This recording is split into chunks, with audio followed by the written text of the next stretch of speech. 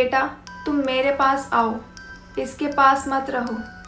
आरोही भागने की कोशिश करती है, लेकिन वो भाग ही नहीं पा रही थी और ये देखकर वो डरावनी औरत ज़ोर ज़ोर से हंसने लगती है। Hello guys, welcome to my YouTube channel. मेरा नाम है प्रिया और मैं लेकर आई हूँ एक न्यू हॉरर स्टोरी। और ये हॉरर स्टोरी किसी और की नहीं बल्कि एक छोटी बच्ची की होने वाली है, जिसने बचपन में ही अपने माँ बाप को खो दिया था और अब वो अपने दादा दादी के साथ उत्तराखंड के एक छोटे से गांव में रहा करती थी। ये गांव इतना छोटा था कि 40 से 50 लोग ही वहाँ पर रहा करते थे और वो सब एक दूसरे को अच्छे से जानते थे। इसका नाम है आरोही। जब आरोही 3 साल की थी तब उसके पेरेंट्स का एक्सीडेंट हो गया था। वो पहाड़ी इलाके से घर आ रहे थे, लेकिन उनकी गाड़ी खाई में गिर गई थी, जिस कारण उनकी वहीं पर डेथ हो जाती है। और उसके बाद से ही आरोही काफ़ी दुखी रहने लगी थी। अब 3 साल की आरोही 10 साल की हो चुकी थी और उसके पेरेंट्स की डेथ हुए 7 साल हो चुके थे। वो तब से ही अपने दादा दादी के साथ रह रही है। एक दिन की बात है, वो अपने दोस्तों के साथ खेलने गई हुई थी और तब उसके दोस्त ये डिसाइड करते हैं कि क्यों ना आज पहाड़ी जंगल में हम लुका छुपी खेलें। हाइड एंड सीक खेलने का उन सबका बहुत मन था। आरोही भी उनके साथ वहाँ पर चली जाती है, लेकिन उसी जंगल के पास एक और जंगल था जहाँ पर बच्चों का जाना साफ मना था।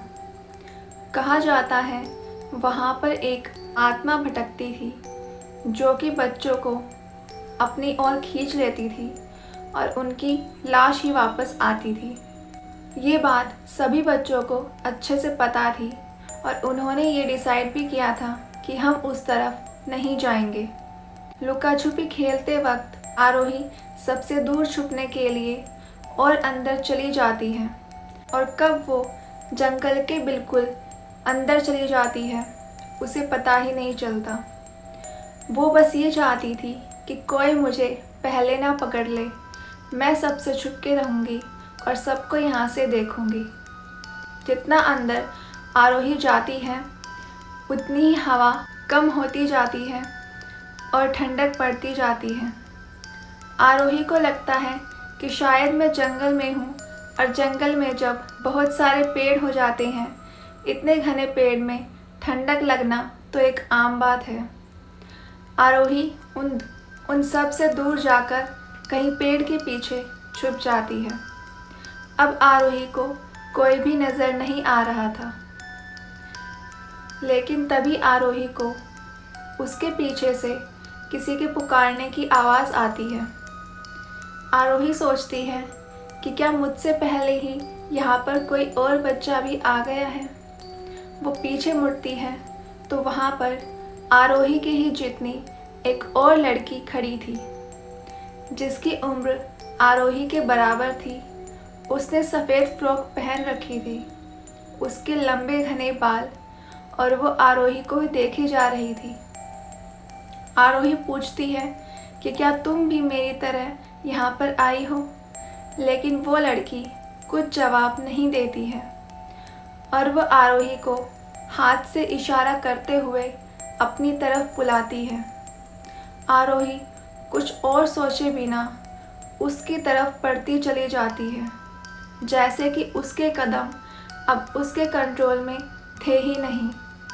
आरोही उसके इशारे पर उसके पीछे पीछे चल देती है और इतना आगे आ जाती है कि अब अगर एक कदम और आगे बढ़ती तो शायद वो खाई में ही गिर जाती। और वहाँ पर एक दूर खड़ी लड़की फिर उसके पास आती है। वो लड़की आरोही को एक अजीब नज़रों से घूर रही थी और उसकी स्माइल भी कुछ नॉर्मल स्माइल नहीं थी। धीरे धीरे उसकी एक छोटी सी स्माइल कान तक पहुंच जाती है और एक बड़ी सी स्माइल देते हुए वो आरोही को देखने लगती है। आरोही को ये देखकर अब डर लगने लगा था। उसे इतना समझ आ गया था कि ये कोई नॉर्मल लड़की नहीं है। और तभी उसे याद आता है कि उसे तो उसके दादा दादी ने समझाया हुआ था कि जंगल के ज़्यादा अंदर नहीं जाना है। लेकिन वो अब क्या करती, अब वो अंदर आ चुकी थी। वो उस लड़की को देखकर डर के मारे रोने लग जाती है और वो लड़की ज़ोर ज़ोर से हंसने लग जाती है। उसकी हंसी काफ़ी डरावनी थी, इतनी डरावनी कि आरोही से देखा ही नहीं जा रहा था। आरोही अपने दोस्तों को पुकारती है, लेकिन वहाँ पर उन दोनों के अलावा अब कोई नहीं था।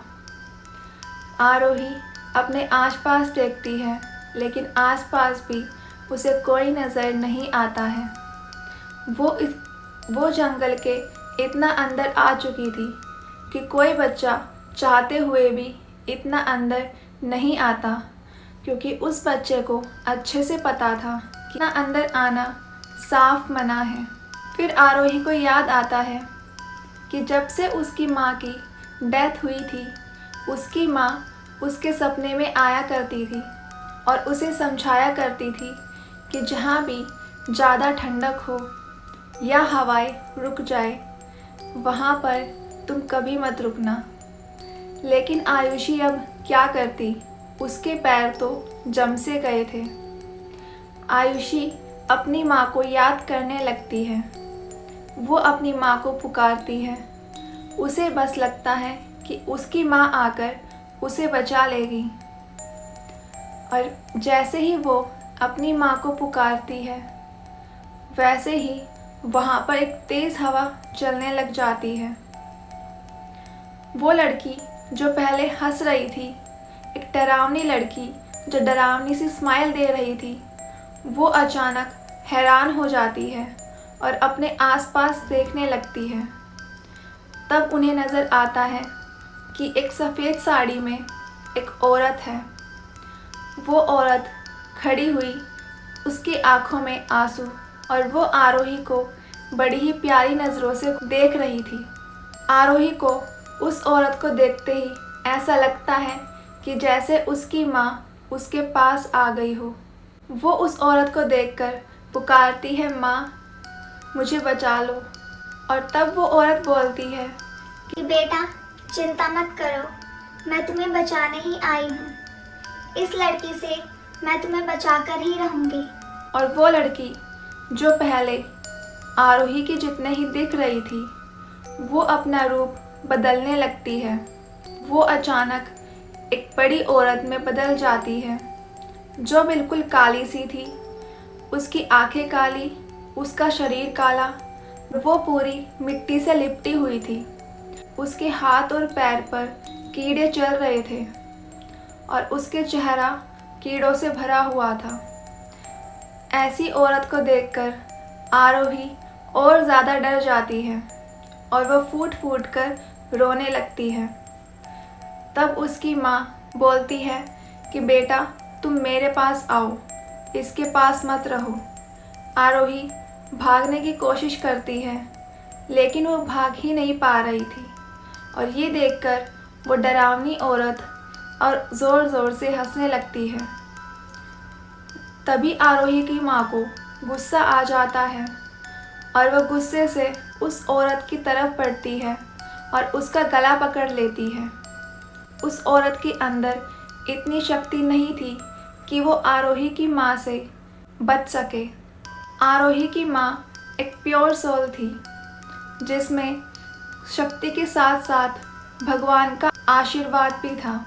जैसे ही आरोही की माँ उस औरत का गला पकड़ती है, वो औरत अचानक वहाँ से गायब हो जाती है, जैसे कि वो आरोही की माँ से बच के वहाँ से भाग गई हो। और इन सब के बीच आरोही इतना डर चुकी थी कि वो बेहोश हो जाती है। और बाद में जब उसकी आँख खुलती है, उसके आसपास उसके दादाजी और गांव के बाकी लोग खड़े थे। आरोही के दादाजी उसे देखकर गले से लगा लेते हैं और फूट फूट कर रोने लगते हैं। उन्हें इस बात की शांति मिल चुकी थी कि आरोही अब सही सलामत है। लेकिन उनके माइंड में ये डाउट आता है कि इतना दूर कोई बच्चा कैसे आ सकता है, क्योंकि आरोही घने जंगल के बीच बड़े से पत्थर के ऊपर लेटी हुई थी। फिर आरोही को घर ले जाया जाता है और वहाँ जाकर आरोही अपनी सारी बातें अपने दादा दादी और अपने गांव वालों से बता।